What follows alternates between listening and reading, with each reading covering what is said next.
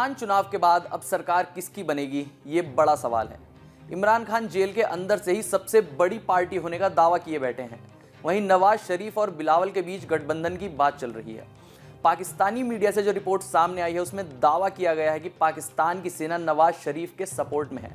यही नहीं, नवाज शरीफ ने देश की अन्य पार्टियों से उनके साथ गठबंधन में आने का आह्वान किया, तो पाकिस्तानी सेना के प्रमुख असीम मुनीर ने भी उनके आह्वान का समर्थन किया।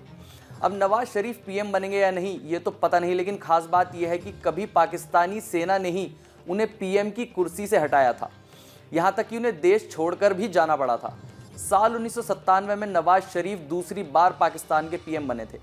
उनके पीएम बनने के कुछ समय बाद ही उनका पाकिस्तानी सेना से टकराव शुरू हो गया। अगले ही साल पाकिस्तान ने परमाणु परीक्षण किया। 1998 में जब उनकी सरकार कमज़ोर पड़ने लगी थी तो उन्होंने पाकिस्तान में शरिया लागू करने की कोशिश की। इसके लिए वो नेशनल असेंबली में बिल भी लेकर आए, लेकिन बिल पास नहीं हो सका।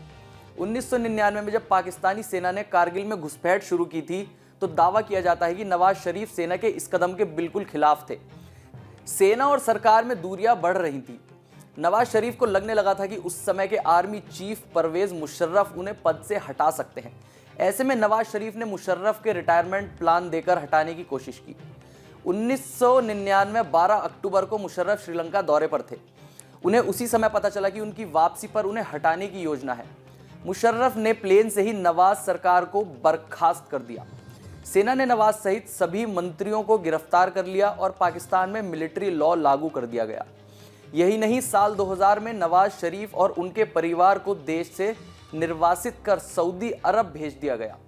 साल 2006 में नवाज शरीफ ने बेनज़ीर भुट्टो से लंदन में मुलाकात की और उनसे गठबंधन कर साल 2007 में पाकिस्तान में फिर से वापसी की। हालांकि नवाज शरीफ के सेना से संबंध उतार चढ़ाव भरे रहे हैं।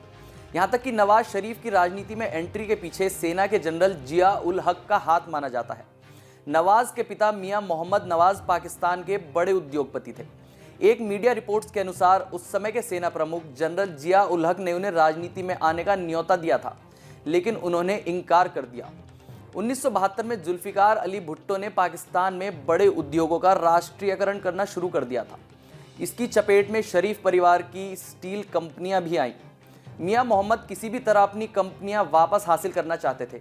नतीजा ये हुआ कि उन्होंने जिया उल हक की बात मान ली और अपने बेटों नवाज शरीफ और शाहबाज को राजनीति में उतारने के लिए तैयार हो गए। 1976 में नवाज शरीफ ने पाकिस्तान मुस्लिम लीग ज्वाइन की। 1980 में नवाज पंजाब के वित्त मंत्री बने और 1985 में पंजाब के सीएम। जिया उल हक की मौत तक शरीफ परिवार मिलिट्री का हिमायती था, लेकिन बाद में हालात बदलते गए। 1990 में नवाज शरीफ पहली बार पीएम बने। शुरू में तत्कालीन राष्ट्रपति गुलाम इसहाक खान और सेना से उन्हें सपोर्ट था, लेकिन दोनों से ही कुछ समय में रिश्ते बिगड़ते गए और 1993 में उनकी सरकार को भ्रष्टाचार के आरोप में राष्ट्रपति गुलाम इसहाक खान ने बर्खास्त कर दिया। साल 1997 में नवाज फिर से पीएम बने और इस बार सेना प्रमुख परवेज मुशर्रफ ने 1999 में उनसे सत्ता छीन ली। साल 2000 में उन्हें 10 साल के लिए अरब में निर्वासित कर दिया गया।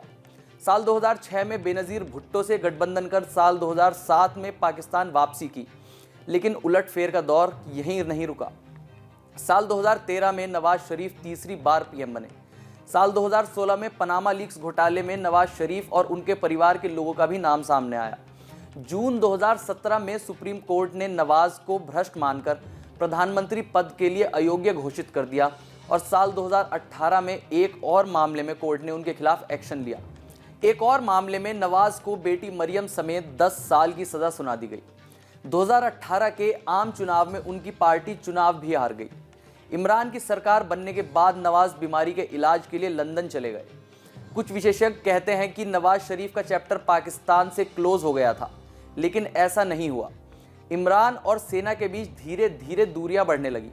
साल 2022 में अविश्वास प्रस्ताव के बाद इमरान खान को सत्ता से हटा दिया गया। इमरान खान के पतन के बाद से ही नवाज शरीफ ने अपनी राजनीतिक सरगर्मियां बढ़ा दी और सत्ता में आने के प्रयास में लग गए। अक्टूबर 2022 में नवाज शरीफ पाकिस्तान वापस लौटे। उनके खिलाफ चल रहे लगभग सभी मुकदमे खत्म हो गए और प्रतिबंध हटा दिए गए। जिस सेना ने नवाज शरीफ का तख्ता पलट किया था, इस बार उसने ही उनका स्वागत किया। तमाम मीडिया रिपोर्ट्स का मानना है कि इमरान खान से दूरियां होने के कारण सेना ने एक बार फिर से नवाज से ट्यूनिंग सुधारी। वहीं नवाज शरीफ ने भी कोई और तरीका न देख सेना से समझौता करने का फैसला लिया।